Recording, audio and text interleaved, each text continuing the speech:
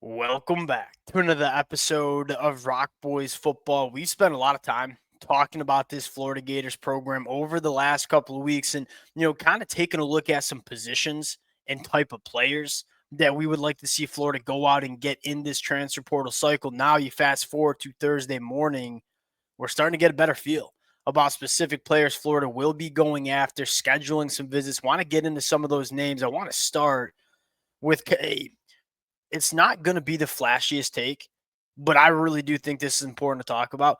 Florida, to me, has been one of the biggest winners in the transfer portal so far. I think a lot of Florida fans are listening to that and say, how is that the case? We haven't even landed a commitment just yet. Roster retention. This is something that when you see that transfer portal window open and you see all those good players coming in, it's very easy for programs to just look at the new shiny pieces in the portal and kind of forget about the good players on your roster. Make no mistake about it. This roster for Florida in the back half of 2024 had a ton of young talent that really started to stand out. I guarantee you, feelers were set to guys like Jaden Baugh and probably even DJ Lagway. I look at Florida and say, for the most part, they've retained all that young nucleus. And that's something important. Like, it's fun to talk about the newcomers coming in. It's also very important to talk about retaining the players you want to build this program with. There's a lot of programs that seem to get, so preoccupied with making additions that they forget to take care of their own backyard, their stuff in house. Florida's done a really nice job of that. I mean, you take a look at all that talent that maybe could have left and kind of sought out other options in the portal. Arliss Boardingham is probably the maybe Jakeem Jackson, guys that maybe Florida would have liked. But for the most part, like the best players on Florida, the guys that we think are going to be the difference makers in 2025, they're going to be in Gainesville in 2025. And I think most notably, Caleb Banks, not going to the NFL draft. Caleb Banks, to me, immediately is one of the best interior defensive linemen that we see in the country heading into 2025. Roster retention for Florida has been elite.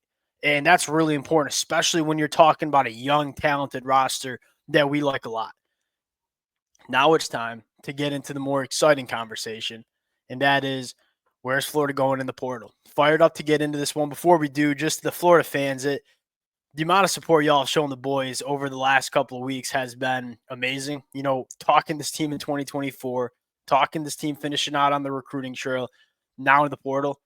We can't thank you guys enough. If y'all do enjoy the content, consider subscribing to the channel. Much more importantly, continue to throw names down in the comment section, and we'll continue to talk about them. Appreciate you guys.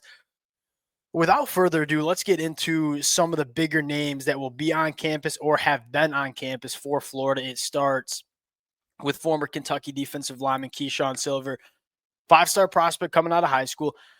The top four: USC, Michigan, Miami, Florida. I'm a Michigan fan, so we're kind of in the same boat here, evaluating a guy like Keyshawn Silver. I kind of have an interesting take on Keyshawn Silver, and this is not me getting up here and saying don't add a guy like Keyshawn Silver, because at the end of the day, you can't teach the traits that Keyshawn Silver brings to the table, right? 6'4", 335, 7'1" wingspan. My take on Keyshawn Silver is the juice going to be worth the squeeze for this guy? And especially when you bring back Caleb Banks, now you kind of feel good about some of the guys on the inside of the defensive line. And look, you can never have enough depth. You can never have enough guys that look like Keyshawn Silver on the defensive line. But to me, especially looking at his top four schools, he seems like a guy that might be quite expensive to bring in. I look at Keyshawn Silver and say he's going into his fifth year. He's only played 630 career snaps. At some point, when we continue to talk about potential and traits, it gets a little bit less interesting, I should say, when you're talking about a guy that's going into his fifth year. Because I think the question is, why haven't you been a five-star caliber defensive lineman your first 4 years of the season, or first 4 years of your career? That's my take. Now, that might just be a stupid take by me, because there's a reason Florida, Miami, Michigan, USC want to land a guy like Keyshawn Silver. And if he ends up coming to Florida, I'm going to be excited. This is a guy that's an exciting addition to any roster. When you think about allocation of resources, Keyshawn Silver, to me, seemingly is going to be inexpensive, and a lot of resources are going to be required, I should say. Is the juice going to be worth the squeeze for a guy that's going into his fifth year? And although it was a five-star coming out of high school, hasn't necessarily been a game wrecker on the inside of the defensive line.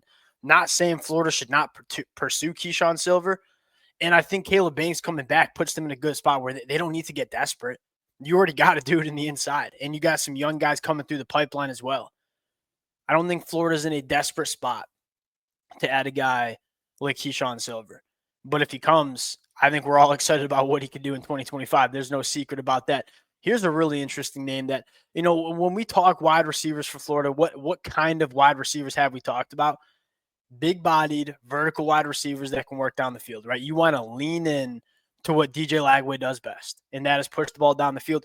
And you also want to look at your wide receiver room and say, all right, Eugene Wilson, Vernell Brown coming in, Tank Hawkins. We got a lot of maybe some slot guys that have some really quick twitch that can be elite with the football in their hands.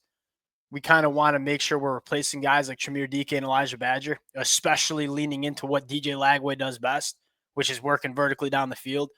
Let's go get some big-bodied wide receivers that can do that. J. Michael Sturdivant, look, in 2024, the stats will not pop off to you. In 2023 and 2022, this was a perfect fit for Florida. He's exactly what you're looking for. This is a guy that you go back to 2023, average depth to target was 16 yards down the field, average 16.5 yards per catch, had over 597 yards. You go back to 2022, 65 catches for 755 yards. Productive, big body, wide receiver on the boundary that can work vertically down the field. A guy like J. Michael Sturdivant, to me, again, is probably going to get overlooked because the numbers weren't great in 2024 with just a disaster of a UCLA offense. This is a guy that could have gone to the NFL after the 2023 season. And so I look at him and say, I'm willing to look past the bad year in 2024 because the last couple of years were really productive and that UCLA team just flat out stunk. Next one I want to talk about, again, you're going to see this is exactly what we've been talking about. Like the trend is clear. We want big-bodied wide receivers. Reggie Virgil, another guy you look at, 41 catches, averaged 19.9 yards per catch, and averaged up to target of 18.4 yards down the field. Reggie Virgil, 6'4", 190, working vertically down the field. Now, you look at Reggie Virgil, one of the things that stands out to me is that he's not just a vertical guy. He's very good coming back to the football as well. So he kind of gives it that vertical presence, but he can do some other things too. And he's a tough guy to bring down in space as well. Another just perfect fit for me with DJ Lagway. Last guy we'll talk about, very, very similar. Chase Sowell, 6'4", 195. Again, we're talking about 6'3" plus wide receivers that average over 16 yards per catch. All three of these guys, that's kind of their MO.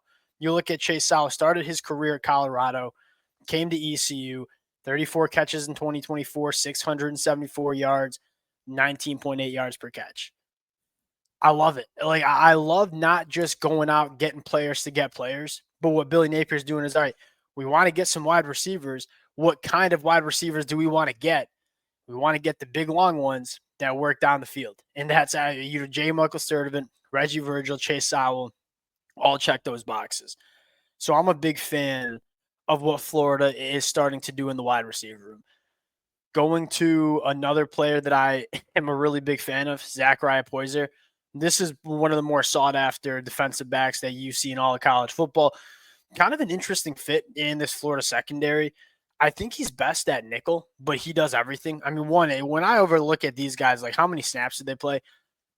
Zachariah, 875 snaps. This was a guy that just did not come off the field for Jacksonville State because he was that good. 8 pass breakups, 4 interceptions.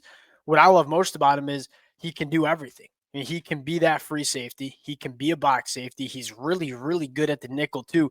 We saw Florida move some guys around at times in the back end, and versatility is a very important trait to have in that Austin Armstrong, Coach Roberts defense. Zachariah Poyser does that. He can give you run support, only misses 13% of his tackles. I'm kind of interested to see where they want him because I look at that nickel and say Gates, Denson, those are two guys that I'm really high on going into 2025. We'll see how this one goes. Again, you never say no to good football players like Zachariah. Now, I think I'd be more interested to say where does he slot in for this Florida Gators defense. Last one that I'll talk about, and again, not a flashy name, but it's going to be hard to get a quarterback to come in with DJ Lagway because you kind of know you're not going to start for at least the next 2 years. Justin Martin, 6'4", 220, some spot starts for UCLA in 2024. I thought was really impressive on the road against Penn State. Now they lost that football game, but I looked at Justin Martin saying, pretty good stuff for a young quarterback. And if he wants to come and be the quarterback to DJ Lagway, one, we all know DJ Lagway is going to be the guy. This is not going to be a quarterback battle. But if DJ Lagway has to miss a game or two, you don't really have to change your offense because Justin Martin, very similar traits to a guy like DJ Lagway, where we saw when Graham Mertz went down, and then DJ Lagway had to miss a game. It was a problem. Like, depth at quarterback was a problem. Justin Martin, I think, satisfies that depth, and it also allows you to put, at least in my opinion, kind of a young quarterback into the pipeline of this Florida offense. I don't know if he'll ever start for Florida. Ideally, he probably doesn't for the next few years. That means DJ Lagway stayed healthy, but kind of like let him sit there, marinate a little bit. DJ Lagway moves on in 2 years. Maybe Justin Martin could be your guy. That's kind of what I'm looking at there. And again, Justin Martin is an older guy than DJ Lagway, but if you can get this kid to come in, I certainly wouldn't say no. This is a guy that it's interesting that he's willing to come and probably knows his role within this Florida offense. Those are the names we have right now. Also taking a visit for my former Michigan punter, Tommy Doman, who I think is a solid punter. We'll continue to update the conversation. Again, appreciate you guys rocking with it. Ideally, we get some commitments to break down this weekend. Appreciate you guys, and we'll talk to y'all later. Peace.